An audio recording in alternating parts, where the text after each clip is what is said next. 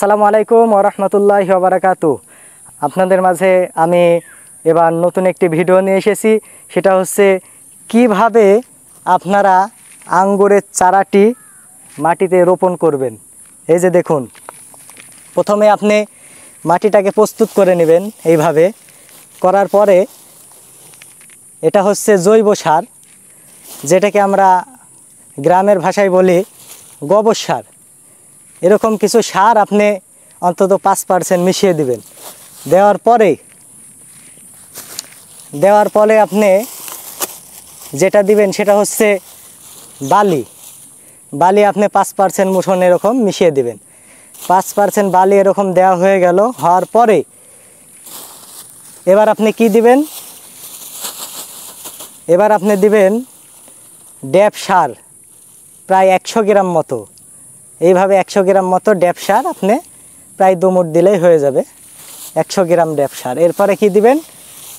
100 গ্রাম মতো টিএসপি, প্রায় এরকম মুঠে 2 মুঠ নিলেই হয়ে যাবে ইনশাল্লাহ।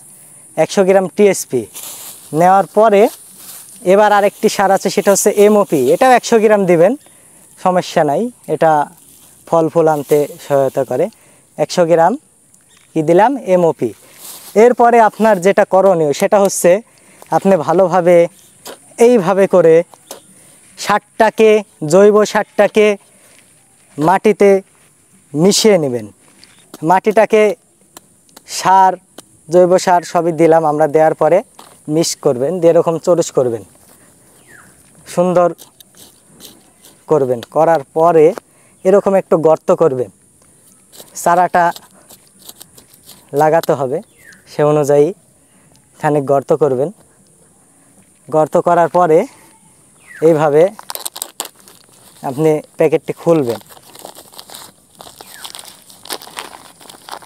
খোলার পরে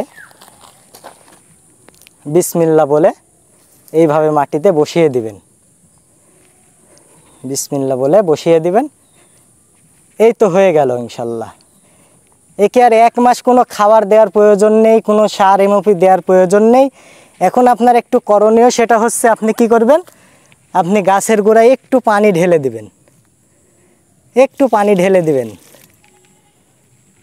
একটু পানি ঢেলে দিবেন, তাহলেই গাছ হয়ে যাবে ইনশাল্লাহ।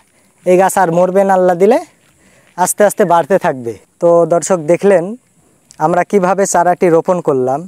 এখন চারাটি পরবর্তী ধাপে আপনি কি করবেন, কোন স্প্রে দিবেন, কোন বীজ দিবেন, সে সম্পর্কে আমরা পর্যায়ক্রমে ধারাবাহিকতার সঙ্গে আপনাদের আপডেট ভিডিও দিব ইনশাল্লাহ। ততক্ষণ আমাদের সাথেই থাকুন। আসসালামু আলাইকুম ওয়া রাহমাতুল্লাহ।